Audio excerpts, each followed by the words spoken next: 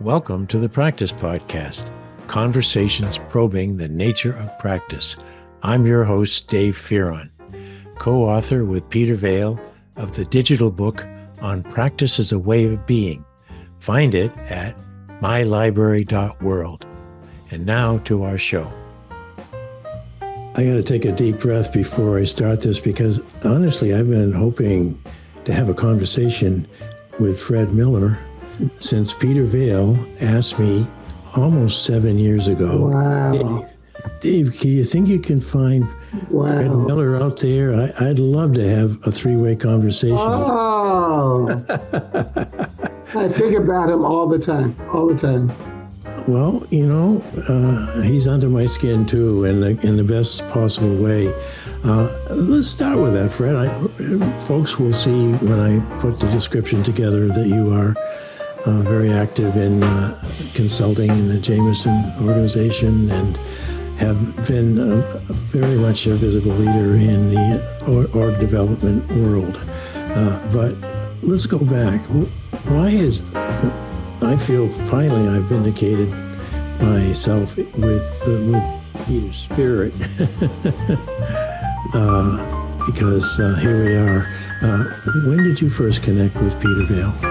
Yeah, I was trying to think about that. It was at a NTL, National Training Labs workshop on strategic planning. What else? And I think it was in like the 80s, maybe early 90s. Probably closer to the 80s. That's when he was very active. Yeah, and I didn't know anything about him. I never met him. I don't usually read up on facilitators other than to know they're alive and people respect them. Mm-hmm. And we were at one of those houses in Bethel, Maine, that they did workshops in. And we were in some kind of living lounge area, small. It was probably a group of 12 participants, maybe 10 or 12. And we had a week together. And he was sitting in a chair most of the time or on a couch and talking about strategic planning and helping us get smart about it. And really, I had been doing change work before then, but not with all the understanding that I needed at the time. Mm-hmm. And there was just so many lessons that came out of being with Peter. But the one that I carry kind of fully and deeply is that what he talked about, when we try to put a person on the moon, we don't shoot from the Earth to where we see the moon today. We shoot on Earth and anticipate where it will be when that rocket gets there. Yeah. And that really, he said, that's the difference between planning and strategic planning. Mm-hmm. And that really struck me, and I carry it to this day. I say it to our clients. I say, we're doing culture change or betterment in our client systems. And I'm not trying to change today. I'm trying to intersect the current culture somewhere out in the future. Yeah. That may be 6 months, 12 months, 18 months from now. And during that next 6 months, the present culture is going to be dominant. It's going to be in charge. It's going to look like nothing's happening. But we're way below that, starting to bring change in the system and trying to get allies in the system. And somewhere, and I usually draw them a little diagram, somewhere out here in about a year from now, you'll start seeing and experiencing it as a change in the organization, not just a few individuals, but you'll start hearing and saying things that imply the culture is different than what it was. And then it takes another 18 months to a year to really bring about the new culture. That all came from Peter. Yeah. That notion that I carry. It's the way I look at the work that I do. And it's been hard. I've been doing this work for 50 years. In 50 years of doing this work, it has been highly successful and advantageous to have that thing. So I'm not thinking I'll be there 6 months and we got change. I'm thinking I got to be there 6 months and I got positioning for change. Yeah. Is there patience in the world right now for that, Fred? Well, my job with my clients is to help them get some. Yeah. Because if they try to do things too fast, it will fall apart. And I've never been for an organization who hasn't had failures about changing the way that people interact in their culture. And they're calling me because they've heard that I have a lot of successes. So they they always end up listening to me about that and having that patience. But I'm saying that from day one. So it's not like we hit a bump and then I said, oh, this is going to take longer. When I said hello to you, I said this is going to take 18 months to 2 years. Peter, in many ways, was all about time in this regard. First, he warned us in 1989 in his first book, Managing His Performing Art. Love that book. Love it. Speed is speeding up, and we're going to be trying to navigate permanent whitewaters. And he stressed the word permanent. And that feeds right back into what you've said, Fred, because people think that a quick fix, people think that, well, it's a little rivulet in the river, but we're going to get around it. We're going to hit calm water. And over the years, including when I was his student, he made it clear there is no calm water, but you can calm yourself so that you can manage the change. And I would think the same would be with your client organizations. There's so much rickety-rackety going on that they won't get to the undergirding aspects of the change culture until people calm down and hold that calmness. And that was Peter. He in his last days, Fred, we were on the phone with him a lot as we were working on his book, which became my book too, called On Practice as a Way of Being. And in his very last days, with all that was going on in his health, he still could, okay, Dave, now calm down. Because I'd be going, oh, well, we got to get this done and that done. And he was saying, just take it easy now. Here's what I put together. And also, by the way, I have lung cancer, as well as all the other things going on. So I really have to make this work. And then he said, and then in our next book, and I thought, my Lord, well, there's a person who understands time. I think he's writing that book right now in heaven. Of course, he was a thinker. I mean, you call a lot of people a thinker. There was no thinker like Peter Vaill, and I did several workshops with him, and then I brought him on staff with a couple of the HI Management Work Conferences I did. So he was a co-trainer in those workshops, and then I brought him into at least one client, more than one. So I had years of interaction with him and talking with him. Sometimes in our firm, we would have him or EDC Shaw or Marv Washboard come in when we had a firm meeting and make us smarter. And Peter came in a couple of times to do that. I was one of his biggest fans. He was an absolute treat and joy. When we did labs together, we always would have that time when the staff does presentations to the large group. If you have 4 or 5 different groups going on. Every time, I just wanted Peter to talk. I don't care about the rest of the staff. I don't care about me. Peter, whatever you're thinking, take this time with the whole community and share your wisdom. And people ate it up. It was just, sitting at the feet of Peter Vaill was one of those highlights. That was his gift. He had many, but the one where he was present, for one thing, always present. He stepped up or stepped into that room or stepped in front of, in our case, a microphone on Zoom. He was there, and his thinking was in sync with whatever we were discussing and whatever was going on in the world. And yet, for nearly 20 years, he couldn't be out in the world because of his being paralyzed. But he was always present, however he could be. And then that thinking on the spot, picking up on what one person said and weaving it into what another person said. Where are your PowerPoint slides, Peter? I don't know. He was masterful. It was a total treat. I appreciate what you're bringing up about permanent white waters. He was the first person to say it. I use that a lot. I mean, I just have Peter's in me. It comes out of my mouth. I give him credit as much as I can. But, that whole theory about unfreeze, change, and refreeze. Permanent white water said that's not really what it is. And now we know Peter was right. There is no refreeze. No. And so we're all learning That is, yes, you can unfreeze, and yes, you can change, but then you're going to be in a constant process of that circle. Yeah, none of this, okay, we're all set, dust your hands off. Let's all go out and have coffee. No, I mean, that really troubled a lot of people when they read Peter's work and when they heard him talk.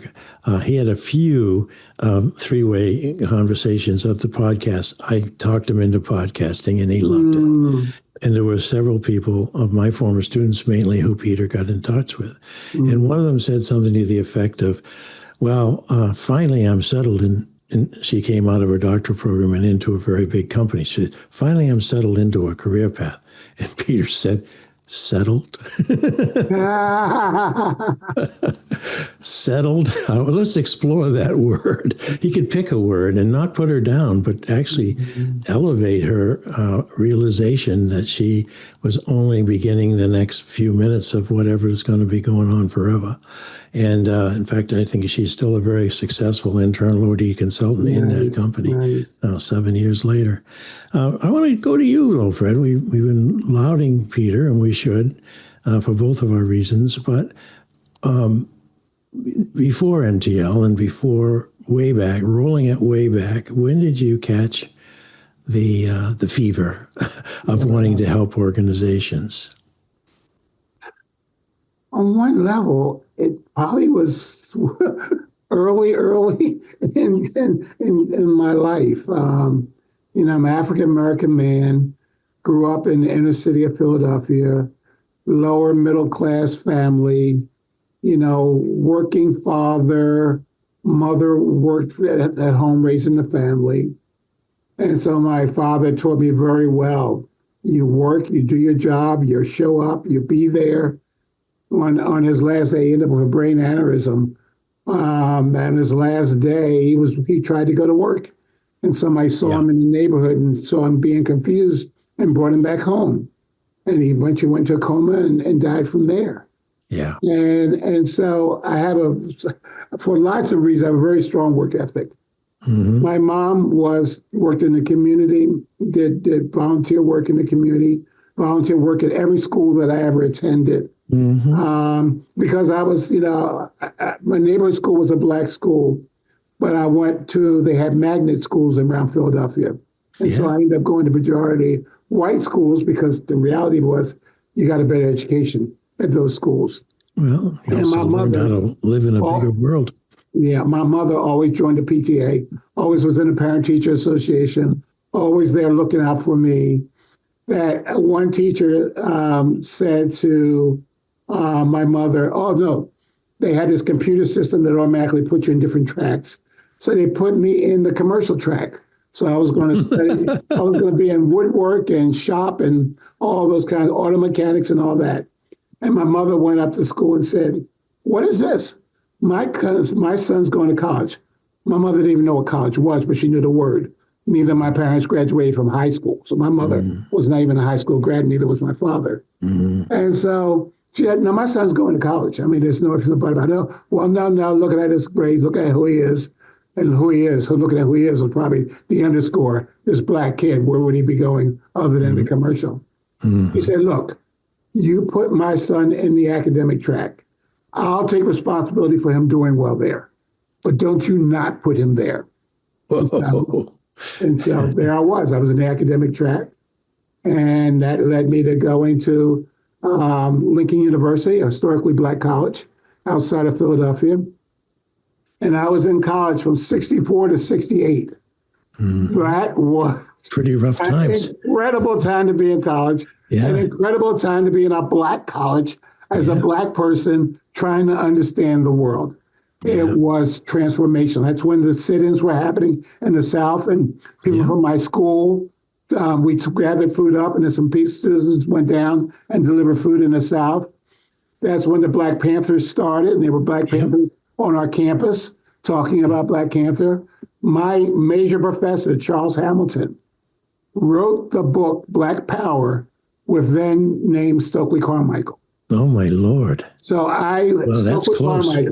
Stokely Carmichael was in my political science class, sharing, teaching, and working with our professor, Charles Hamilton. as they were working on their book and Oh, thinking out loud. So wow. I got a fire hose would be to minimize it. I got a dose of what it means around being black, around black power. I remember going home to my mother and saying, this is my first year of college, said, Mom, we're not Negroes anymore, we're black. Black? What did you get this black thing? We're not black?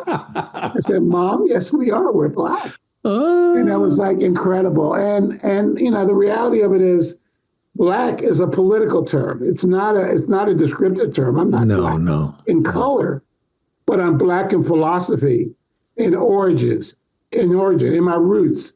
I'm black in my philosophy and my way of looking at the world and what I see when I look at the world. And so that college at that time was transformational for my whole class and classes after us. And then I decided, what did I want to do? Many of my classmates went into social work or went into teaching. Hmm. And I decided that we had to change the way organizations function and the way corporations function. And that Yes. although my friends would probably be outside organizations with picket signs and boycotting it, somebody had to be inside the organization making change. And Yes. so I decided that I would go inside an organization and try to change it from the inside out. And I made that decision lying in my bed at Lincoln University, somewhere in the early part of my senior year in college when I was deciding what I wanted to do. The risk was if you went into teaching, you got a deferment from the military. This is when Oh, yeah. the I remember. draft was still there. If you didn't, then you were vulnerable. So I went to Connecticut General Life Insurance Company in Bloomfield, Connecticut, right outside of Hartford. Hmm. Started there as a management trainee on the management track. And that company started during the Civil War. And when I went there in 68, there were probably 10 African Americans on this kind of developmental track. There had Yeah. never been a black person in any managerial positions. And the only blacks you saw in the organization were in the kitchen or cleaning. Cleaning the The, floors. the, Yeah. only, the only exception was in the afternoon, black shoe shine boys would come around the office and shine the shoes of the white executives. So Yeah. you figure this contrast of world. One, I got all this black experience, black identity, black challenge that I have in my life. I'm in this white company, and now we got me trying to be an executive and being seen as credible. And then we have these black shoe shine boys coming around, shining the shoes of the white leaders. It was quite a time. I learned a lot there, as I did obviously in Lincoln. And I eventually started doing this work inside that company, Connecticut General Life Insurance Company, It's now called it Cigna. it changed. Didn't it morph into another company a little later on? It changed into Cigna after I left. That's right. I was there from 68 to 79. Yeah. I did get drafted. I did get drafted during the Vietnam War. I did not go to Vietnam. I was sent to Korea during the Vietnam War, but I did serve 2 years in the military. And then I Hmm. came back to Connecticut General after my 2 year stint in the military. And then Connecticut General in 1972 started doing workshops internal to the organization. A white man who worked at Connecticut General named Rick Kramer started this program. He had gone to NTL, learned about Ah, human interaction. there's a He came back connection. to Connecticut General and started doing these workshops. The other advantage we had at Connecticut General is our CEO at the time, Henry Roberts, was using Herb Shepard and Billy Albrin as his consultants. Yep. So Yep. he had experience of NTL. He had experience of change early on when executives weren't even doing that. Oh And God, so he no. had some inclination to support stuff like we were doing. And he was our biggest supporter. Mm. And we changed that company. But more importantly than that, we had about 3,000 or so people in the home office. But more importantly than that, I learned a ton about change and reaffirmed my belief that changing organizations was critical for us to have societal change. And in many, many, many ways, our major societal changes happened because they happened in the corporate sector first and then went out to communities. Yeah, we want to talk about Blacks being able to be seen as credible and leaders. That happen a lot in organizations. You talk about women, changing role of women, and women not just being seen as housewives, but being seen as credible leaders in organizations. That was happening in corporations. So I've always been a believer that if we can create change in organizations, that spills over to the community. That spills over to society. Society has not led most of that. Gays and lesbians. I did work with Mobil Oil Company, and we talked to them. We had a position where we wouldn't work with an organization that wasn't supporting domestic partner benefits. And if they weren't supportive of it or moving in that direction, we would not consult with them. And so Mobil was our client, and they went and did domestic partner benefits. So I got a call from the CEO saying, Fred, the secretary, Fred, the CEO wants to see you right away. Get here tomorrow. Wherever you are in the world. Wherever, I didn't care. Lou Noto was the CEO at the time. Yeah. And so I was there, and I'm in the room with him and legal counsel and myself. And fortunately for me, the head chief counsel had been involved in some of the work we had been doing in Mobil at the time. So I knew he was a supporter. And in front of the CEO is a pile of papers, probably about 1.5 feet tall. And he said, Fred, since we did this thing about domestic partner benefits, we have gotten all these letters. These letters had the Mobil stock attached to it with someone saying, I'm selling my stock. I can't believe you did this. We have religious organizations saying we no longer will support or do anything related to Mobil. We'll stop buying your gas. So that was like a stop. It was literally a 1.5 feet tall. So I'm sitting there going, holy crap. The legal counsel is sitting there, totally engaged. And so Lou, the CEO, turns to his lawyer and says, is this a problem? And the lawyer says, no, Lou, it's not a problem. And then Lou looks at me and says, okay, Fred, I think we're good. And that was in the meeting. The meeting was like 5 to 10 minutes long.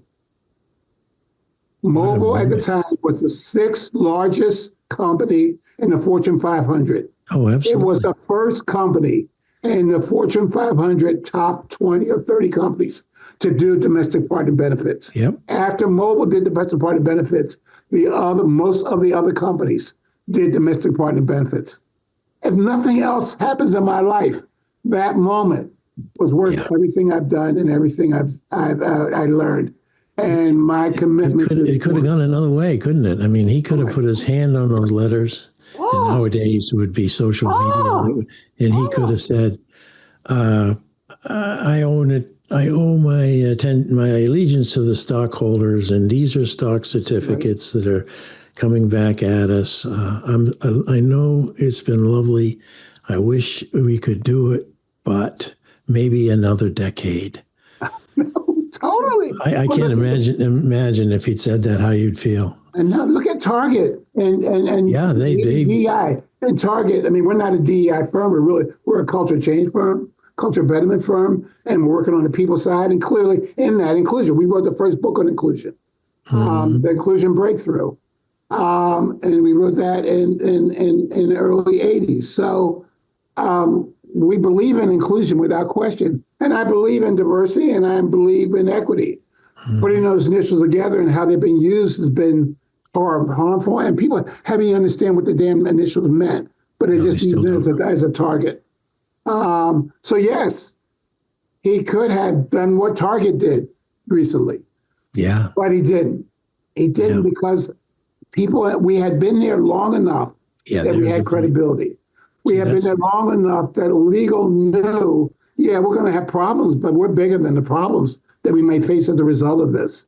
And so it was a short conversation. Look down to the future. And he did. And this also kind of rounds out what you said earlier about you go in as a consulting person in an organization, and you don't go in with snap, crackle, and pop, and it's done. Right. And it does take some of the more senior leaders who have some personal integrity and patience to say, Right. okay, if he says it's going to take 2 years, we'll budget for 2 years and we'll work on all the different changes necessary, moving all the different movable parts. In fact, movable people, which is probably the toughest to get people to make their own changes about how they view themselves in the organization. But wow, Fred, you know, and I know if I could run this for another 3 hours, and there'd be more and more moments like that. I want to kind of focus now on your future. You got so much energy, it comes through easily. Now, how about that old rocking chair? How about going out to that nice place you've got there and sitting on the porch and watching the hummingbirds? For New York and in Adirondack Mountains as a place that I have, in addition to the office here in Troy. A couple of things. One is I'm a change agent. I've always been a change agent. It's in my blood. My mother was a change agent. Yes, she was. This is the most incredible time of change in this history of this country. It's one of them. We've had many, obviously, a civil war. But this is an incredible time for change. Why would I want to retire now? Why would I want to go to my house in the mountains in the lake now? This is it. I always thought, as we were bringing about organizational change, community change, societal change, that there would be a moment of backlash that would be significant. I always thought that. The notion that Obama's president and we got a new reality and this is post everything bad. I was like, it doesn't work that way. And I knew there was always going to be an effort to change. I never thought the effort was going to be this bad, this strong. I know, so fast. But I knew it was coming. Yeah. And for me, now that it's here, I want to be a part of making a difference. I believe this is the last gasp. I always think of those old military movies where the enemy is like half dead and they get up and they shoot somebody. And I'm like, this is the last gasp of this. If we get through, when we get through this, and when more people believe that the world can be better and this company can be better and this country can be better than it is today, we're going to have more supporters on the other side of this than we had going into it. And I really believe, now I'm the biggest optimist I know. No. Amen. But I believe that's going to be true because the pain and suffering that people are experiencing now is more severe than they ever thought they were going to experience with this administration. And I think that's going to help us build a better future, more solid future than we had in that shakiness of looks like we're winning, but are we really winning? I think that we're looking to new age. And I have a lot of faith in the next generation of young people. Yeah. I really do. I mean, I believe in them when I get a chance to speak at schools and colleges, when I get a chance to meet them at workshops. I am excited about them. And they're seeing the struggle clearer than many people have seen in recent years. I mean, I saw it in the 60s, but after the 60s, people have not seen it as defined as it is now. I think that definition will result in people moving forward. I believe we move to the light. I do believe humans move towards the light. Nobody promised us we wouldn't have bumps and ditches and maybe even once in a while the Grand Canyon to go through. But I believe that we will move through this. Fred, you make me wish I were 30 again. Really, I mean, I'm with you. It would be an extraordinarily important time to be doing the work that you do and some of the work I used to do and Peter did. And there's no question that if you're not an optimist, you can't do this work. I never could from the beginning. You couldn't go to NTL if you were a pessimist. You couldn't, none of it. So we optimists stand together, and we celebrate in this call Fred Miller, who has made me wish I was young again, and that's not bad for 82. 82 is still young. 82 is the new 50. Oh, thank you so much, Fred. This has been wonderful. Thank you. I appreciate it. Thank you for what you're doing. Thank you for keeping Peter Vaill alive in all of us and in the world. And thank you for doing these sessions with people so that more and more people know where we've been and the possibilities of where we're going. Thank you for listening to the Practice Podcast, conversations probing the nature of practice. If you'd like to hear more, go to Automatic, Spotify, Apple Podcast, or YouTube. And please consider purchasing our book on practice as a way of being at mylibrary.world. It's a digital book with lots of features that you do not see in a conventional book. So once again, thank you, and I look forward to you listening again.